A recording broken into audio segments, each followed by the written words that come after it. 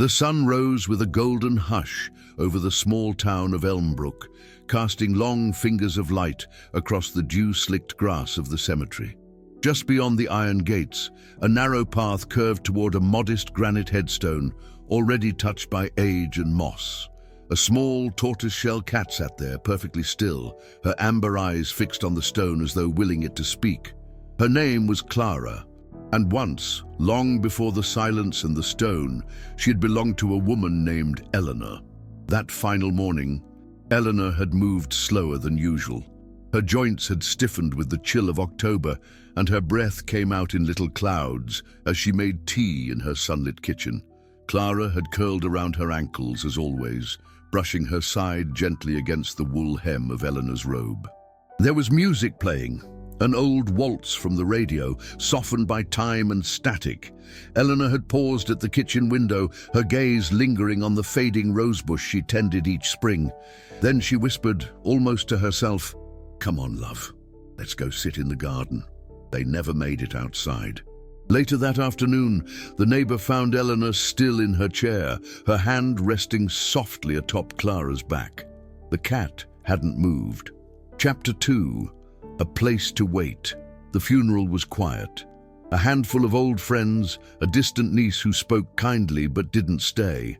They laid Eleanor to rest beneath the oak trees at the far edge of the cemetery, the same ones she used to visit on her afternoon walks with Clara, nestled in the crook of her arm. No one noticed the cat at first.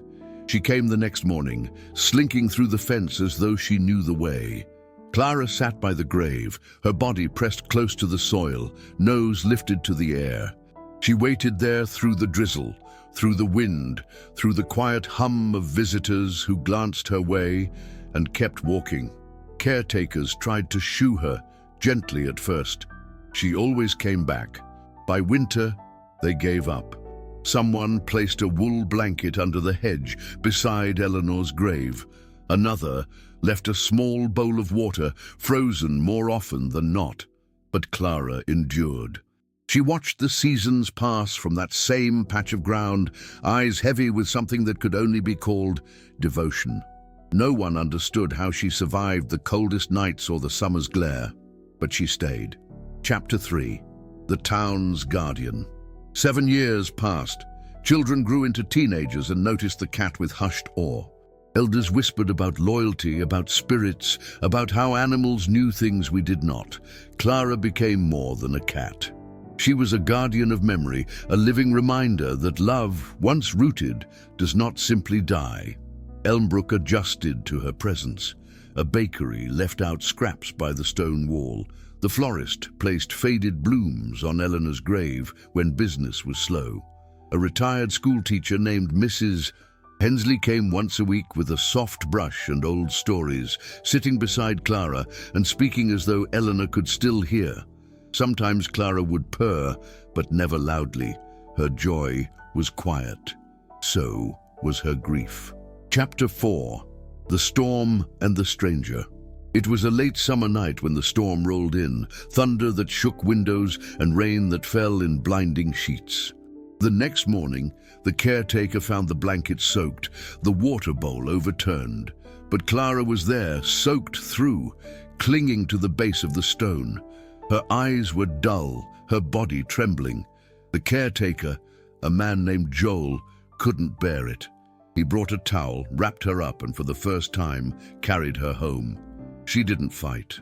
She stayed curled on the edge of his couch, watching the rain run down the glass like memories she couldn't reach.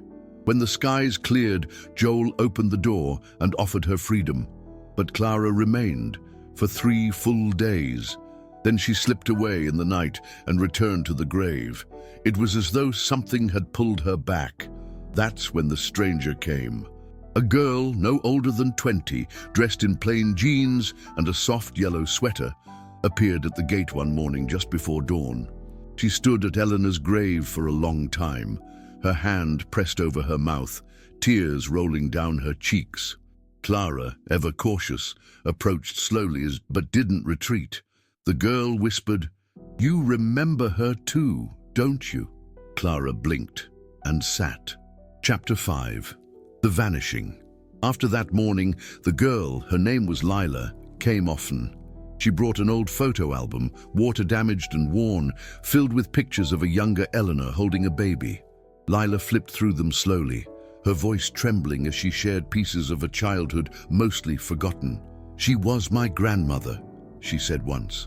"My mom kept me away. I didn't even know she was gone until last month."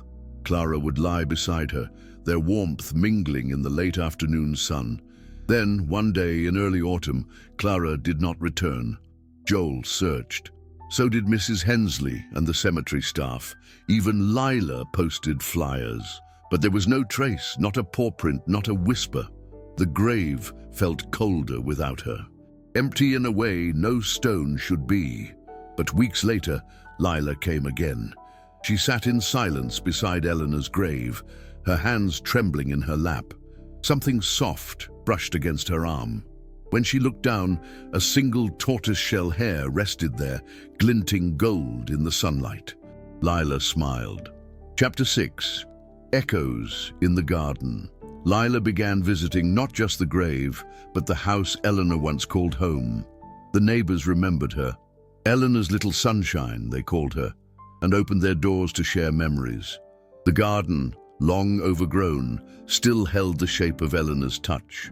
The rosebush she once tended had somehow survived, tangled and defiant. Lila began to prune it, slowly, carefully. She did not know the names of all the plants, but her hands learned their stories through the soil. Some mornings she thought she heard a faint meow behind her. Others, she found fresh paw prints near the garden gate, though no cat appeared. The air around the house felt watchful, wrapped in something warm and familiar. One afternoon, as the wind swept gently through the branches, she found a bundle of dried lavender tied in twine beside the garden path. Lila knelt, tears in her eyes. Eleanor used to hang lavender in her kitchen window. Clara would bat at it with her paw, sending the scent drifting like lullabies through the house. Clara was gone, but not lost. Chapter 7. Where Love Waits. Another winter came. Snow fell quietly over Elmbrook, blanketing the town in a hush. The graveyard looked like something from a dream, each stone softened, each tree asleep. Lila visited Eleanor's grave every week now. She didn't always speak. Sometimes she just sat and listened, to the silence, to the wind, to the feeling that someone else was still near. One evening she brought a candle. It flickered faintly in the dusk, its flame dancing against the snow. Lila placed it beside the headstone, along with a photo of Eleanor cradling Clara, both faces serene. That night, as she left, she turned once more to look back. There, just beyond the light's reach, she saw a small shape curled beneath the oak, the familiar slope of a cat's back, the lift of a tail twitching softly in the wind. But when she blinked, it was gone. She did not run to check. She didn't need to. Some love lives in fur and warmth.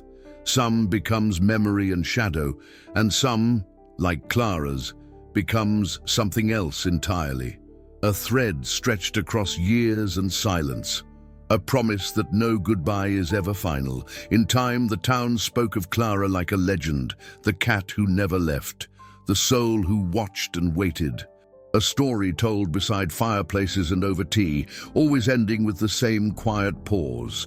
And somewhere in Elmbrook, perhaps in the rustle of roses or the brush of wind against stone, the loyal heart of one little cat still lingers, waiting, watching, home.